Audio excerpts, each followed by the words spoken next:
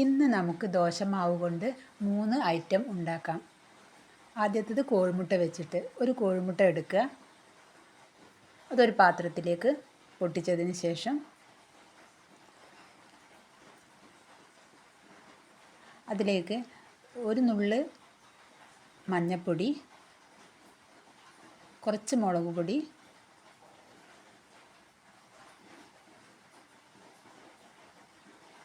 കുറച്ച് കുരുമുളക് പൊടി,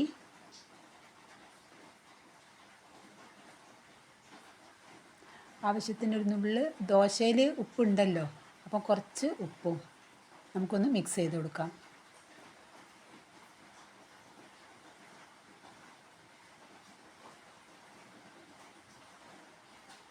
പിന്നീട് ഇതിലേക്ക് ഞാൻ 2 കരണ്ടി ദോശമാവ് ഒഴിച്ചു കൊടുക്കുന്നുണ്ട്.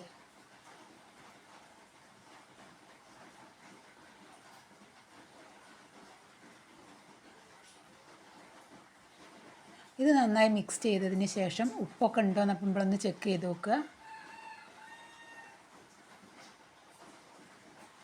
നമുക്കിങ്ങനെ പാന് അടുപ്പത്ത് വയ്ക്കാം.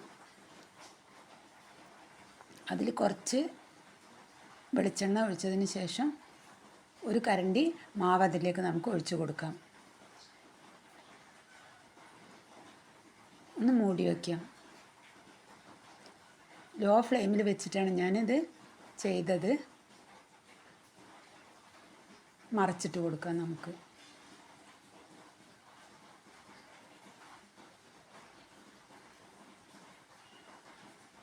സൈഡിൽ കൂടി വേണമെങ്കിൽ നമുക്ക് നെയ്യോ ഓയിലോ ഇറ്റിച്ച് കൊടുക്കാവുന്നതാണ്. നമുക്ക് കോരിയെടുക്കാം.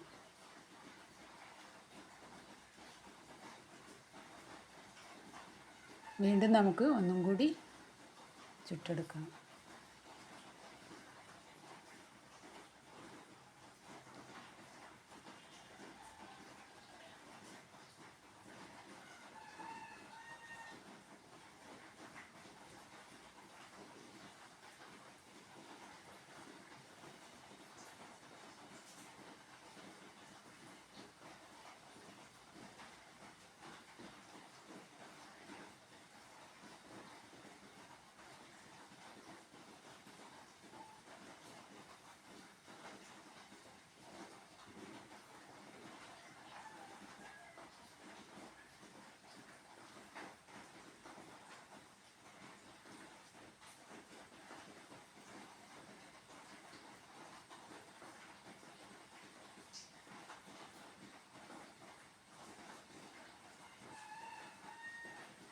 അങ്ങനെ നമുക്ക് ലാസ്റ്റത്തെ അപ്പവും ചുട്ടെടുക്കാം.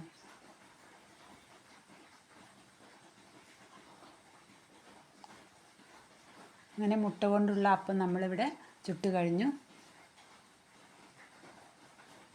ഇനി നമുക്ക് അടുത്ത ഐറ്റം ഏതാണെന്ന് നോക്കാം. അടുത്ത ഐറ്റത്തിനായി ഞാനൊരു പാന് അടുപ്പത്ത് വെച്ച് അതിലേക്ക് വെളിച്ചെണ്ണ ഒഴിച്ചതിന് ശേഷം കുറച്ച് കടലപ്പരിപ്പ് ഇട്ട് കൊടുത്ത്, പിന്നീട് കുറച്ച് കടുക്,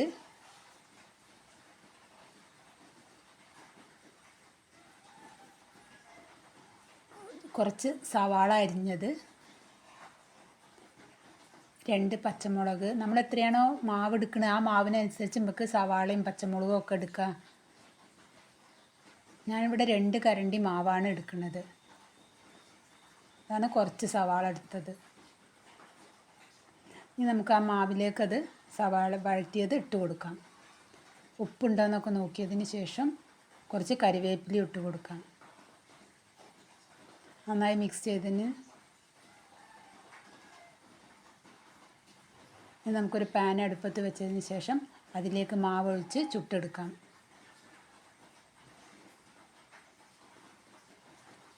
കുറച്ച് ഓയിൽ തൂക്കി കൊടുത്തതിന് ശേഷം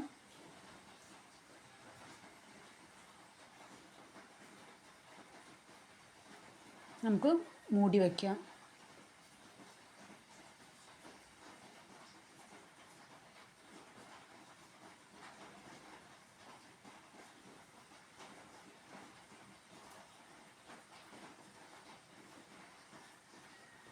മറിച്ചിട്ട് കൊടുക്കാം.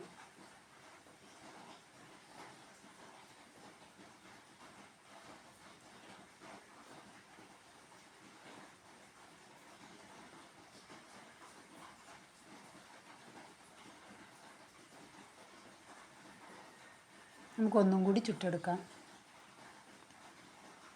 മാവൊഴിച്ച് മൂടി വയ്ക്കുന്നുണ്ട്.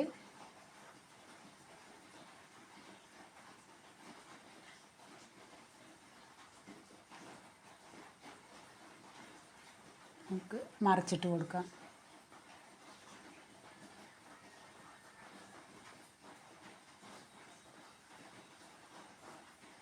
അങ്ങനെ ഇതും നമ്മൾ ചുട്ട് കഴിഞ്ഞു. ഇനി നമുക്ക് അടുത്ത ഐറ്റം നോക്കാം.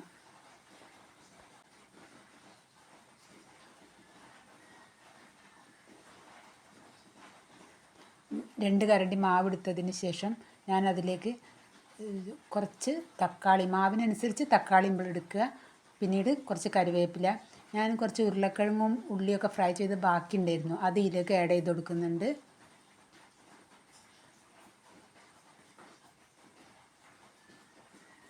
നമ്മുടെ അടുത്ത് എന്തെങ്കിലും ഇങ്ങനെ ഉണ്ടെങ്കിൽ, കറികൾ ഉണ്ടെങ്കിൽ അതും കൂടി ആഡ് ചെയ്ത് കൊടുത്തിട്ട് നമുക്ക് പാനിൽ ചുട്ടെടുക്കാം. ഉപ്പൊക്കെ നോക്കിയതിന് ശേഷം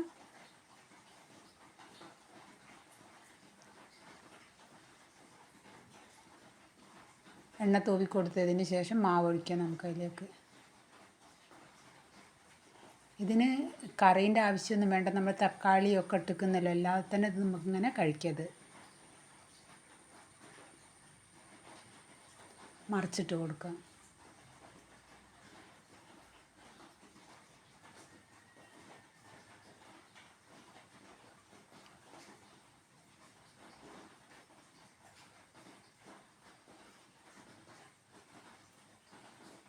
ഇനി ഒന്നും കൂടി ഉണ്ട്, അതും കൂടി നമുക്ക് ചുട്ടെടുക്കാം.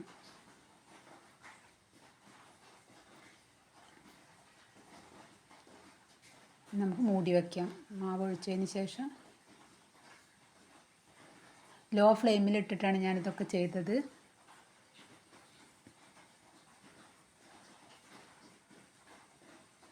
അങ്ങനെ ഞാൻ ഇവിടെ 3 ഐറ്റം ചെയ്ത് കഴിഞ്ഞു. എല്ലാവരും ട്രൈ ചെയ്ത് നോക്കണം.